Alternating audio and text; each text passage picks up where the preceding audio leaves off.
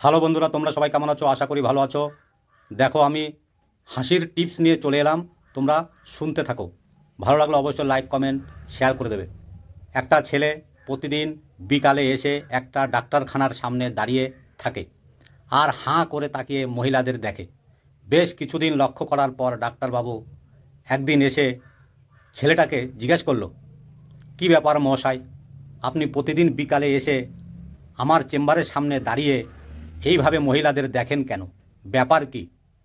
ছেলেটা উত্তরে বলল, আরে ডাক্তারবাবু, আপনি তো লিখে রেখেছেন মহিলাদের দেখার সময় বিকাল 4টা থেকে 6টা। একটা বাঘের বিয়ের বরযাত্রী যাচ্ছিল।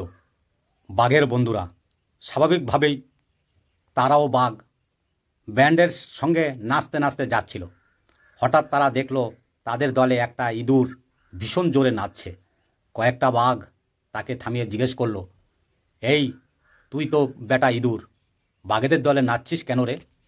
ইঁদুরটা নির্ভীকভাবে উত্তর দিল, ওরে হতচ্ছাড়া, বিয়ের আগে আমিও বাঘ ছিলাম, বলে আবার নাচতে শুরু করে দিল। আমেরিকার এক ব্যক্তি ভারতে ঘুরতে এসে সিঙ্গারা খেয়ে সঙ্গে একটা সিঙ্গারা আমেরিকায় নিয়ে যায়। তার বসকে দিয়ে বললেন, স্যার, এটা সিঙ্গারা, বাইরে ময়দা কিন্তু ভিতরে আলু, কি করে ঢুকলো বুঝতে পারলাম না। বস সেই ব্যক্তিকে ঠাটিয়ে এক চর মেরে পুরানো এক বক্স থেকে জিলাপি দেখিয়ে সেই ব্যক্তিকে বললেন, 25 বছর আগে ভারতে গিয়ে এই জিলাপি খেয়েছি, এটাও বাইরে ময়দা ভিতরে চিনি, কি করে ঢুকলো আজ পর্যন্ত বুঝতে পারলাম না। আর তুই আরেকটা সমস্যা নিয়ে চলে এসেছিস। যদি আমি ভুল করি আমায় শুধরে দিও, যদি আমি হারিয়ে যাই আমায় রাস্তা দেখিও, যদি আমি হেরে যাই আমার মনের জোর দিও। বারবার নিজের ফিলিংস না বুঝিয়ে চুপ থাকুন, কারণ মুখের কথায় কখনো বুকের ব্যথা বোঝানো যায় না। নৌকা কখনো সুখের পাল তুলে, কখনো কষ্টের স্রোতে ভাসে, কখনো ছুটে যায় ভালোবাসার টানে, কখনো থেমে যায় অজানা অভিমানে।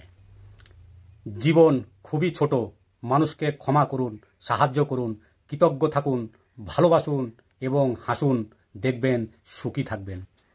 ছোট ছোট ভুল থেকে শিক্ষা নিতে শিখুন।